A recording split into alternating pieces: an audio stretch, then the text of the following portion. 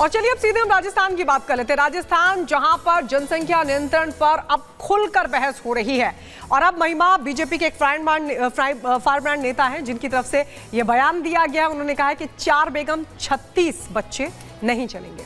बिल्कुल, कई सवाल यहाँ पर खड़े होते हैं उनके इस बयान के बाद। अब काफी ज्यादा बयानबाजी भी हो रही है। पूरा मामला और उनका बयान सब कुछ आपको इस रिपोर्ट के जरिए बताते हैं।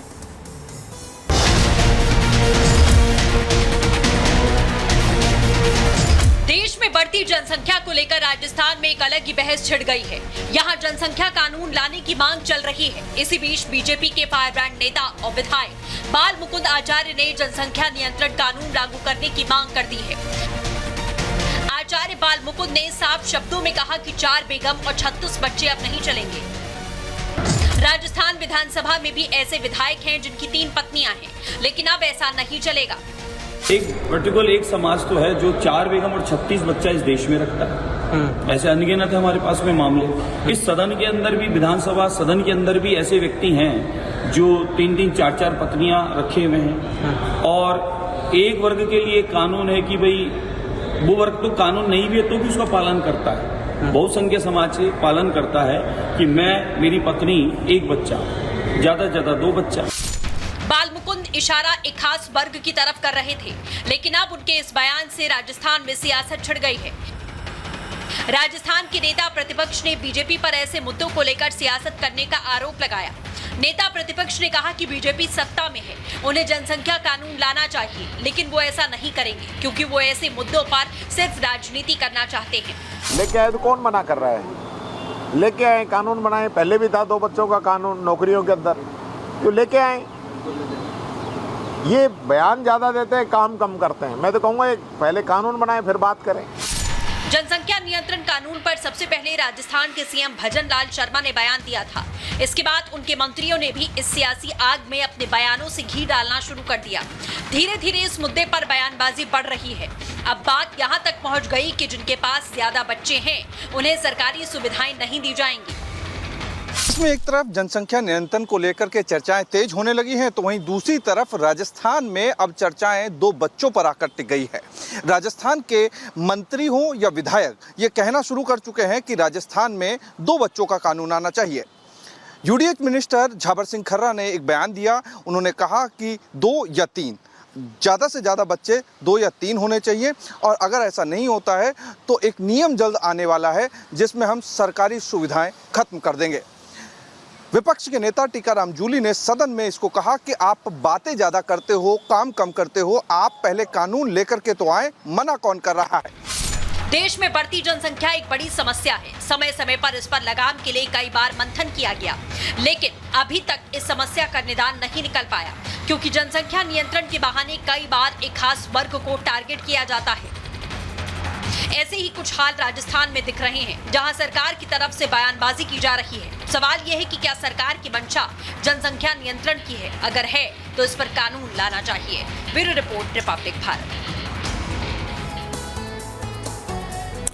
और खबरों में आगे बढ़ते हैं और देखिए यहाँ पर फिलहाल सवाल खड़ा होता है, एक युवक ने कुछ ऐसा काम कर दिया जिसको लेकर के पुलिस भी हैरान हो गई। गायत्री, बिल्कुल, पश्चिम बंगाल यूं तो अक्सर चर्चाओं में रहता है, खासकर वहां की कानून व्यवस्था को लेकर, लेकिन अब जो मामला महिमा सामने आया है उसमें एक आरोपी को पुलिस दबोचने के लिए गई थी, लेकिन जब उसके घर में तलाशी ली तो पुलिस हैरान रह गई, क्योंकि 200 मीटर लंबी सुरंग उसने अपने घर में खोदी हुई थी जो सीधे नहर तक पहुंचती थी। आप भी देखिए इस रिपोर्ट में।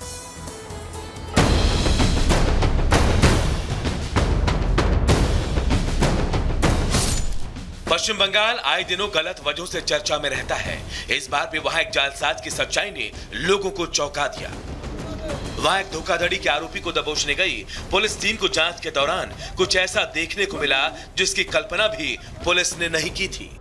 असल में बीते दिनों पश्चिम बंगाल की एक टीम दक्षिण 24 परगना जिले के सोनारपुर में एक धोखाधड़ी के मामले में आरोपी शख्स को गिरफ्तार करने पहुंची थी, लेकिन इससे पहले कि पुलिस आरोपी तक पहुंचती, जालसाज फरार हो गया। हालांकि आरोपी को दबोचने के लिए पुलिस टीम ने भारी बंदोबस्ती की थी, लेकिन आरोपी के घर वालों ने पुलिस वालों को उलझाकर ऐसा फंसाया कि महज कुछ मिनटों के अंदर जालसाज फरार हो गया। जिसके बाद जब पुलिस ने आरोपी के घर की तलाशी लेनी शुरू की तो पुलिस को जांच के दौरान घर के कमरे के नीचे से एक सुरंग का दरवाजा मिला, जिसका दूसरा सिरा सीधे गांव की नहर के पास खुलता था। पुलिस के मुताबिक आरोपी इसी सुरंग के जरिए भाग निकला। पुलिस के मुताबिक छापेमारी के दौरान पहले आरोपी और उसके घर वालों ने पुलिस टीम पर फायरिंग की, फिर इस दौरान अफरा तफरी का फायदा उठाकर आरोपी सुरंग के जरिए भाग निकला। हालांकि आरोपी सद्दाम लश्कर के फरार होने के बाद पुलिस ने उसे मदद करने वाले 2 लोगों को गिरफ्तार कर लिया, लेकिन ताजा जानकारी मिलने तक आरोपी अभी तक पुलिस का हाथ नहीं लग सका है। वहीं तलाशी अभियान के दौरान पुलिस ने फरार आरोपी सद्दाम के घर के नीचे बनाए गए जिस सुरंग का खुलासा किया। जानकारी के मुताबिक उसे ढूंढ पाना बेहद मुश्किल था, क्योंकि आरोपी ने यह सुरंग कमरे में एक बिस्तर के नीचे बना रखी थी जो सीधे नहर के पास जाकर खुलती थी। पुलिस के मुताबिक आरोपी फरार एक कुख्यात जालसाज है जो सोशल मीडिया पर सोने की मूर्तियों की बिक्री का विज्ञापन देता था, और जैसे ही कोई उसके जाल में फंसकर मूर्तियां खरीदने के लिए उससे संपर्क करता था, वो धोखाधड़ी करके उनसे मोटी रकम ठग कर फरार हो जाता था।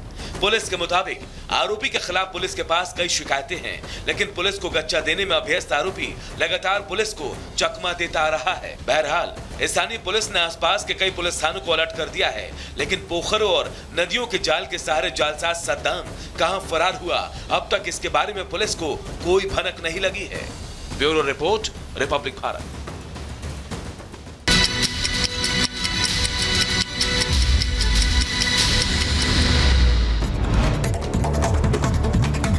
सीएम योगी आदित्यनाथ ने आज मंत्रियों की बुलाई बैठक। सीएम आवास पर सुबह 11 बजे होगी ये बैठक। और बजट सत्र से पहले हलवा सेरेमनी का आयोजन और बजट की तैयारी पूरी होने पर वित्त मंत्री ने अधिकारियों का मुंह कराया मीठा। 22 जुलाई से शुरू होगा सत्र। केंद्र सरकार ने नीति आयोग का किया पुनर्गठन। शिवराज सिंह चौहान, राजनाथ सिंह, अमित शाह समेत सीतारमण बनी पदेन सदस्य। सहयोगी दलों के वरिष्ठ मंत्रियों को भी मिली जगह। आज जम्मू कश्मीर के डोडा में आतंकियों के खिलाफ सघन सर्च ऑपरेशन लगातार जारी। मुठभेड़ में शहीद जवानों को एलजी मनोज सिन्हा ने दी श्रद्धांजलि और एनकाउंटर में सेना के 4 जवान हुए थे शहीद। ट्रेनी आईएएस पूजा खेड़कर की रोकी गई ट्रेनिंग। आपको बता दें 23 जुलाई तक मसूरी एकेडमी पहुंचने के आदेश। पूजा ने वाशिम पुलिस से की पुणे डीएम की शिकायत, उत्पीड़न का लगाया आरोप। पूजा खेड़कर की मां का धमकी भरा एक और वीडियो वायरल। साल 2022 की फुटेज सामने आ गई है। मेट्रो कर्मियों से बदतमीजी की और साथ ही पुलिस से भी बदसलूकी करते हुए नजर आई। उत्तर बिहार के दरभंगा में पूर्व मंत्री मुकेश सहनी के पिता जीतन सहनी की हत्या को दिया गया अंजाम। हिरासत में लेकर कई लोगों से पूछताछ कर रही है पुलिस। मुकेश सहनी बोले, मेरे पिता की बेरहमी से हुई हत्या, हत्यारों पर हो कड़ी कार्रवाई। जीतन सहनी मर्डर केस में पुलिस के हाथ लगा।